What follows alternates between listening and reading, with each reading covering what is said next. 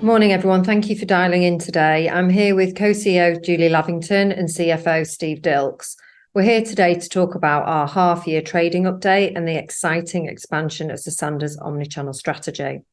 So to look at the agenda for today, first we're going to look at the Sosandar journey, so you can see the key stepping stones of what we've achieved so far that have led to this next stage in our strategy. Then we will talk about our key strategic goals of where this business is going to. Then we will look in more detail at our nationwide store strategy. And lastly, we will talk about the investment programme that enables us to execute our plan, a plan that we've got the cash headroom to self-fund. Good morning, everyone. So when we launched Sosandar, we set out to target an underserved market of women over 30 who wanted quality, fashionable clothes at a mid-price point. And we've clearly proved that concept, going from start-up to a £42.5 million turnover profitable business in just 6 years. What's driven our success first and foremost is a wide range of unique product that fulfills multiple wardrobe needs. And not only have we created brilliant product, we've also built a really strong brand that customers emotionally engage with.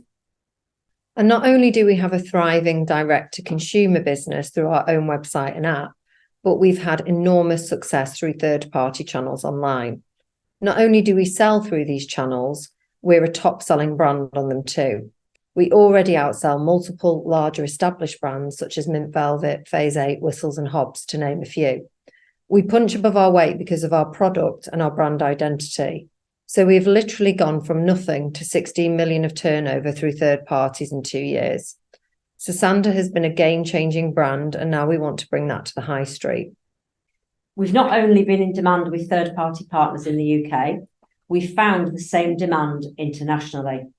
We said in our last update that we would launch with one international third-party partner in this financial year, and in fact we're going to be launching with two, the Iconic in Australia and the Bay in Canada.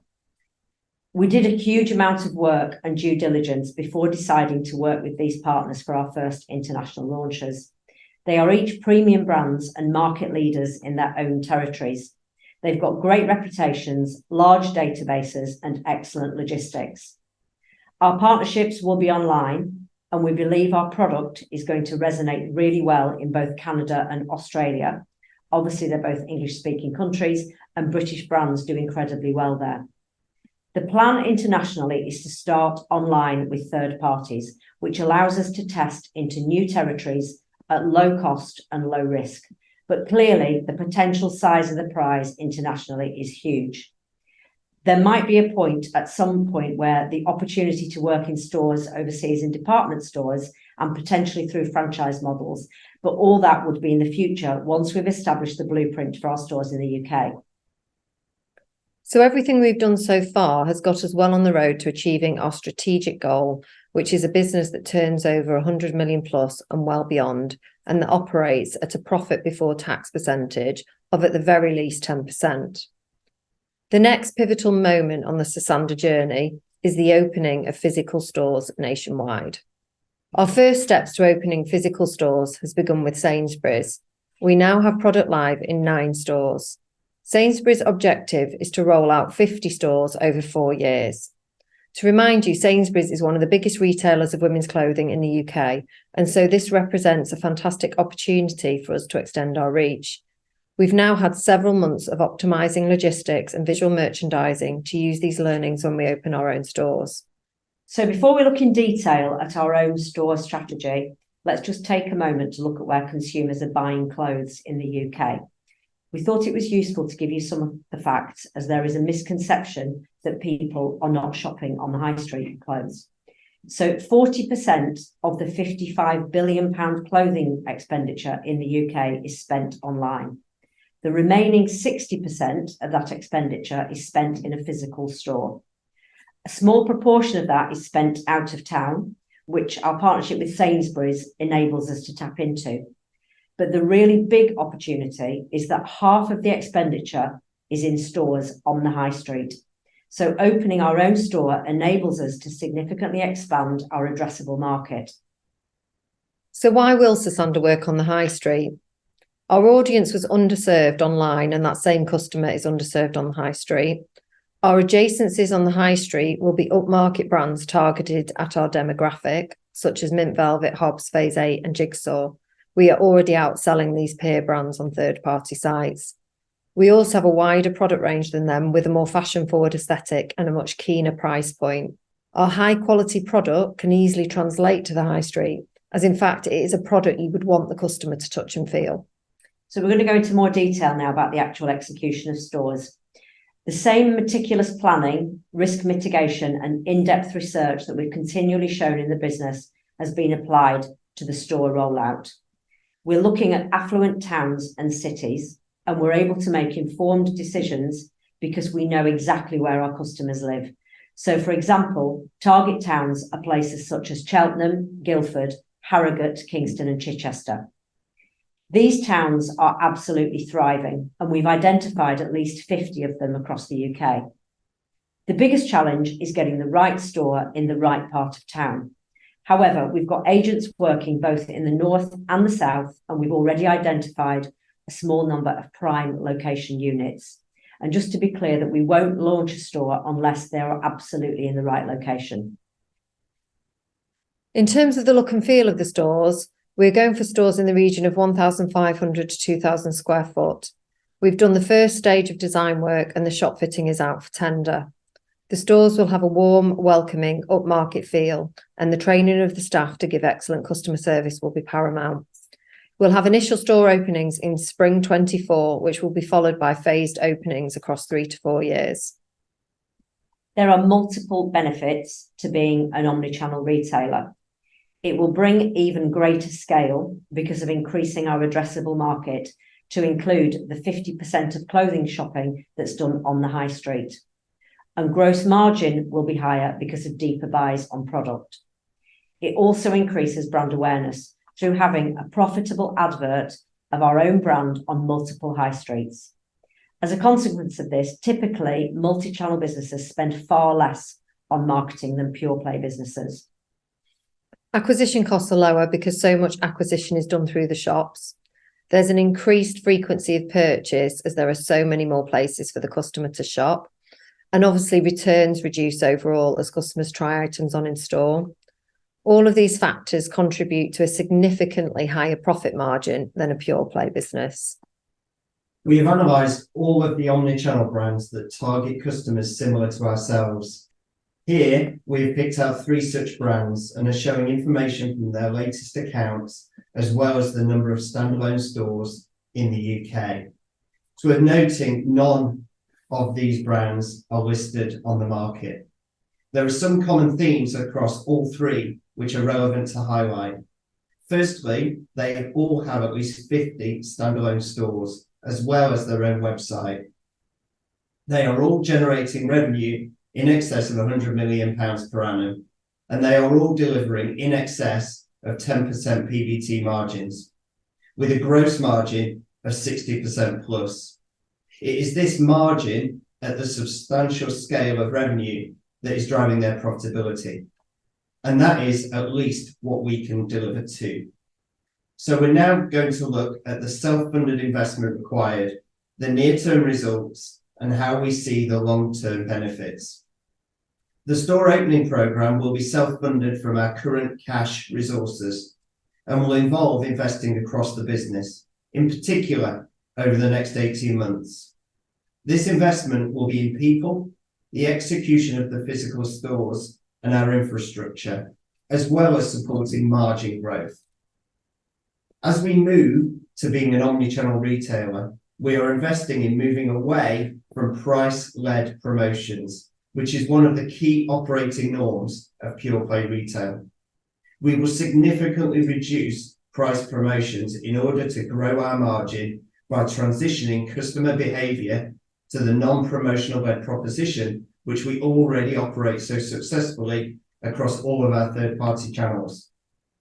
We intend to operate in this way from now on as we lead up to our first stores opening in spring 24.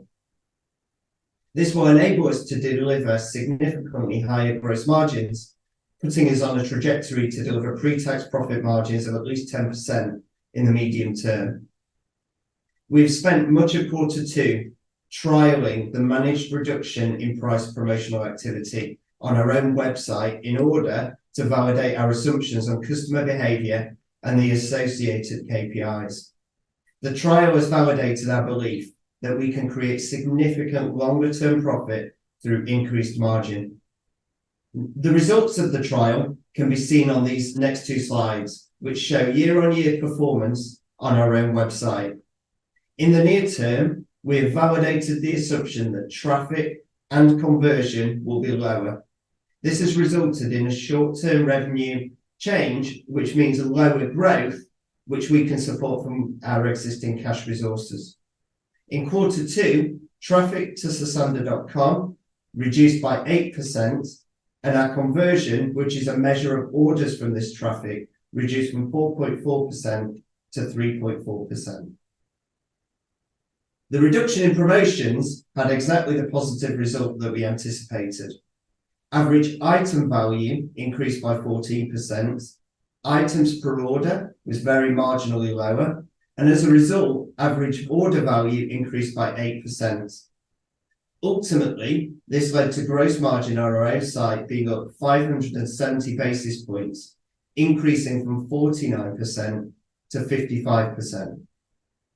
It is important to say that the price consumers are paying through our third-party partner websites is the full RRP, and we are always a top 5 brand week in and week out compared to numerous other brands, including those that we will trade next to on the high street. This shows that our RRPs are right and that demand for our product is incredibly high. Aligning our price point across all sales channels is a natural next step in advance of opening our own stores. We have therefore modelled and extrapolated the results of the trial over the next 18 months, which tempers the growth in revenue, which is supported from our existing cash balance. We remain in growth, with our revenue expectation for full year 24 being 46.8 million, which is an increase year on year of 10%. Our expectation for FY25 is revenue of 54.6 million, a further increase of 17% and an upward trajectory in profitability. Hopefully you will have had the opportunity to read through our trading update this morning. I wanted to summarise the numbers for the first half of the financial year, which very much reflect the trial that we carried out during Q2. Revenue for the period is 22.3 million, up 6% year on year. Gross margin is up 140 basis points of 55.8%. And this includes a higher proportion of wholesale revenue, particularly through Sainsbury's, which is at a lower gross margin. Excluding this, our like-for-like gross margin performance is up 240 basis points versus last year. PBT is expected to be a loss of 1.3 million. All KPIs on our own site include and reflect what I've shown in the graphs from Q2 in the previous slides. Our cash balance at September is 7 million, which gives us the headroom to invest in the next stage of our growth, as presented here today. The pivotal developments that we have presented will propel us towards becoming one of the largest women's wear brands globally, and in the mid to longer term, targeting revenue of at least 100 million and with a pre-tax profit margin of at least 10%. So in conclusion, the Sosandar brand is stronger than ever, and we've had fantastic success wherever we've turned on whatever channel we've sold through. Upmarket high streets across the UK are thriving, and now is the time for us to take advantage of the fact that 60% of clothing expenditure is transacted in physical stores by launching our own stores. Cash is strong, we're in growth, and we're profitable. The decision we've taken to reduce promotional activity is absolutely the right one. And if there was ever proof of this, then it was last week when we had a record week with our highest total gross margin ever. We are on our way to becoming a £100 million plus turnover business with at least 10% PBT, and ultimately to becoming one of the biggest fashion brands in the world. So that's the end of the presentation from us, and we'd love to take your questions now. Why did you stop trading with John Lewis, and what's the impact on sales been? So at this moment in time, we are concentrating the supply of stock for autumn winter into the bigger partners, Next and Marks and Spencer's. It's an immaterial impact. And so third parties in its entirety as a totality is performing incredibly well. And what do you anticipate rent will be as a percentage of turnover in the new stores? It very much depends, of course, in terms of locations. If we look at the investment that we are envisaging in an average store, and the average store is caveated in many ways, it will depend on the location, etc., etc. But our investment level for each store has been modelled on 150,000 capex and an additional 50,000 of working capital, which is stock. So that's what we've modelled. So a total investment per location in the region of 200,000, but importantly, that will be caveated by the specifics of each town or individual location within that town. And without the move into physical retailing, would the business have struggled to maintain meaningful profitability? No, the decision to do what we're doing is all about tapping into the 60% of our addressable market that want to purchase on the high street, and particularly the locations that we will be targeting are thriving high streets. So it's a natural next step of what we're doing. So we would have been growing anyway, but we think that the longer term profit and the shareholder value that we created by engaging with customers in all ways that they shop will propel us in the mid to longer term, both in profitability but also value to everyone involved. Most people we have interacted with thus far understand the move to open stores, given all the supportive data. The area they don't understand is the implied higher break-even point on revenue, given a higher gross margin. Could you elaborate on the relevant moving parts here? The decision to open stores is absolutely the right thing to do. The key thing that we're doing in the near term is managing the level of price promotion, particularly on our own site. As we said in the presentation, price-led promotions is a facet of pure play retail predominantly. It's really important that when we open stores, that the price the consumer is paying, whether that's on our own website, through a third-party partner, or through our physical stores, it's the same. That is the underlying assumption on which the trial was based, to try to understand what the implications or impact would be of that change. We're really comfortable that whilst the revenue growth in the near term will be slightly lower, aligning that price point is really important. So in the near term, the revenue growth will be slightly tempered. We will deliver higher gross margin, but it won't in the near term offset the number of orders, given the traffic will be lower, that we've modelled out based on that trial. As customer behaviour, if you like, normalises and gets used to that proposition, we believe that our own site will start to thrive into the mid longer term, supported by stores. And an important variable about stores, a pure play measure is also about how much you spend on marketing, both in terms of acquisition and retention. And as we start to get critical mass of stores, it means that the level of marketing investment that will be required will be lower, because your stores start to do some of that job for you. So the combined overhead structure will be reflective of that new way of reaching the customer, if you like, which in turn, with that higher gross margin, more effective and efficient overheads, means that we will start to see our profit percentage move towards the 10% target that we've set. Could you clarify for the three branded businesses that you compared your strategy to, what are the price positioning, categories and online versus store sales mix compared to Sosandar? So we chose those brands because they are all targeting customers in our broad demographic. So their price points are one of them is about 20% higher, the other one about 30% higher, and the third one is broadly the same as we are.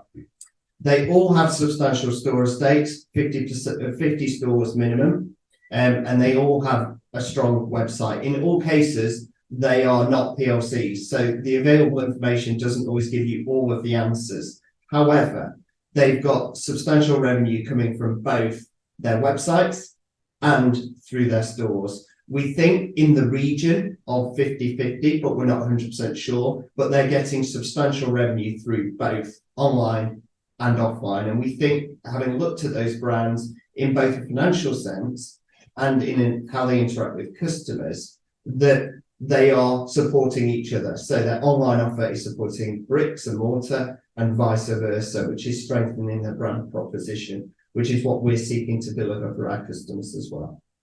And on the question of rents as a percentage of turnover, does management have a number on this? No, if you don't mind, I'm not going to answer the question directly. However, the reason we're not doing that here is because it will depend on lots of variables. However, the key metrics that we are doing when we're appraising new locations, in addition to where the location is what the contribution that we will expect to deliver once we've been open for a period of time. We expect that our direct contribution out of the store estate will be somewhere between 20 and 30%, which will mean that that will enable us to propel towards 10% profitability and beyond after all central costs have been included. Rent is one facet, or occupancy costs in totality is one facet of understanding the proposition. So the staff costs, the location, the rates, etc., are really important, not just the rent. But when we are appraising individual locations, rent is obviously a key part, but rent is often representative of where the location is. So if you get prime location in prime town, we are more than happy to pay slightly more rent because the throughput and the customer flow will yield more revenue. So it's one element of a complex set of things that we're looking at when we appraise that location.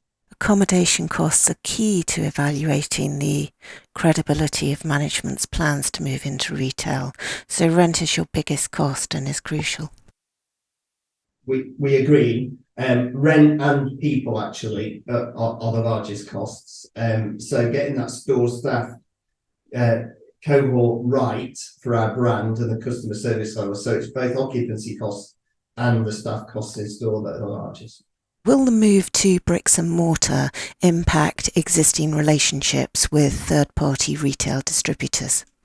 No, not at all. We don't see any impact at all because we currently trade online only with all our third-party partners. So it's not going to make any difference. Probably in context that all the other brands that trade on Next and M&S, I'm using those because they are by far our biggest third-party partners. The other brands that trade through those are all multi-channel retailers. And given the 200,000 cost for opening a store, what time period do you envisage a store becoming profitable in? Again, there are lots of variables to that question. I'll answer it in a modelling sense on what we would expect it to cover, but the payback period would be between year two and year three, which wouldn't be abnormal, but that's our expectation in the way that we've modelled. And that's our expectation when we're appraising new stores, that the revenues that are expected from an individual location will enable us to pay back through that period. The variables will obviously change depending on the size of the store, the location, the handover state of the store, which may or may not mean that the capex or the upfront cost is slightly more or slightly less. But if we look at it in an average sense, we would expect between year two and year three. And can you give some colour as to what system changes are needed to support physical stores? For example, HR systems, stock control per store, etc. We are, in any case, implementing an ERP system, which is a Microsoft-based system, and that will be able to support our store estate as well. We are out at tender at the moment, looking at direct EPOS systems, which will either be a complement to it or an extension of our ERP, or a standalone system that will be integrated into our ERP.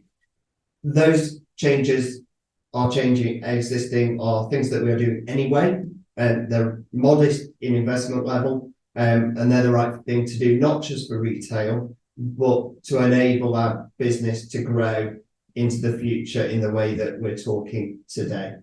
Beyond that, no material changes required. So we're a third-party warehouse, and we already work with third-party transportation companies who no changes required. They already have multiple multi-channel retailers with bricks and mortar stores. So the extensions into our provision of third-party support, particularly our logistics provision, no change. In terms of our website platform, we are using Magento, and our expectation is that when we open stores, it will be a seamless customer interaction. So the cohort in store will know who the customer is, and they'll get seamless interaction on the customer's interaction with Sosandar by online or offline, and that will be available. It doesn't matter where we make the sale. The key is to give customer experience, whether it's online or in retail itself. So on HR, our head of HR is currently recruiting someone to support her on the recruitment and management of store staff. And obviously, as the number of stores expands, then clearly we would expand the HR support needed to support multiple stores nationally. And what's the expected timeline to your stated targets of 100 million turnover and pre-tax profit of 10%? We're saying the midterm. There are clearly some variables at play here, and importantly, we will not just open stores willy-nilly, and it's important that we are in the right town, but importantly in the right location within that town. So it will depend on how quickly we roll out the store estate. That will have a direct correlation to the answer to that question, which is why we say midterm. And is it right to assume that the three private company comparators represent a similar demographic of clientele? And will you be looking for sites alongside their neighbourhoods? Yes, we definitely will. So yeah, the ones that we're looking at have the similar demographic to ourselves, and they will be our adjacencies on the high street, and the high streets that those adjacencies are in are really thriving high streets. So they're all upmarket brands, and that's where we see ourselves sitting. But as we said earlier, we do have a more fashion forward aesthetic. We have a wider range, and we have a keener price point than the brands that will be sat alongside. So we think there's a massive opportunity, and we're also outselling those brands on our third party sites at the moment. And the reason we chose those brands is because when we have heat mapped where our existing customers live, there's a direct correlation to the locations that we are going to seek stores in, but also there's a correlation against where those brands are located, which also gives comfort as to how strong they're performing in thriving high streets with the complement of online.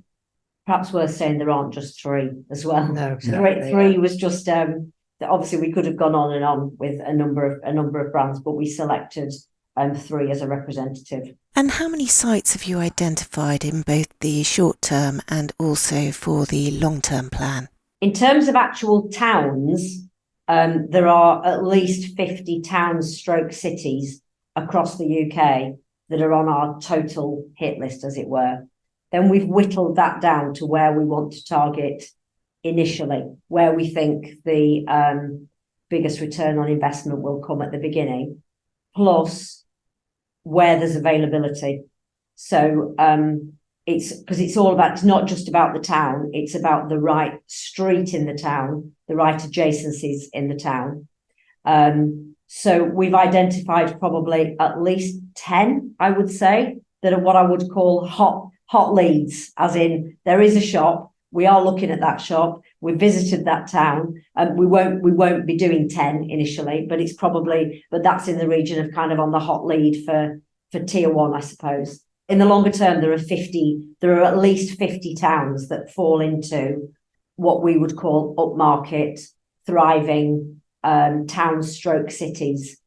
So if you look at those three brands that we used as as kind of peer group people to compare ourselves to, they all had at least 50 stores. And what turnover and growth contribution do you expect from the international partners?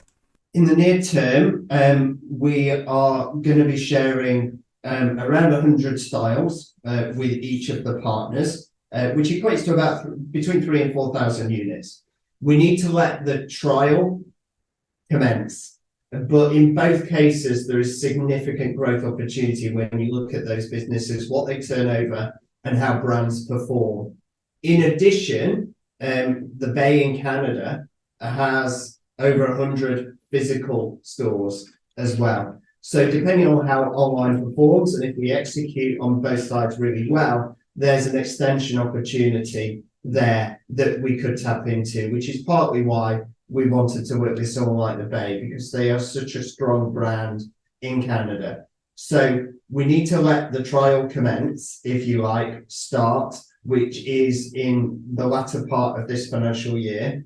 And then we will start to set targets about how we perform. But we've got really high hope and expectation for what not just those two partners, but potentially more partners overseas could deliver for us. Is international a wholesale deal? In both cases, it's consignment. So it's very similar to the way that we interact with both M&S and with Next. Consignment means that we hold the stock in the warehouse of the Iconic and the Bay. It's the best way for us to control the range and how we interact with their customer. Wholesale is very good for various interactions, but I think in those two cases, we think the best way to reach the consumers in those markets is by working with the Iconic and the Bay in the form of consignment, because we can manage the stock inflow and the range profile working with them to maximise the opportunity. Thank you. And that is the end of questions. Julie, do you have any closing remarks? And just to say thank you all very much for joining us today, and we look forward to updating you again at half-year results.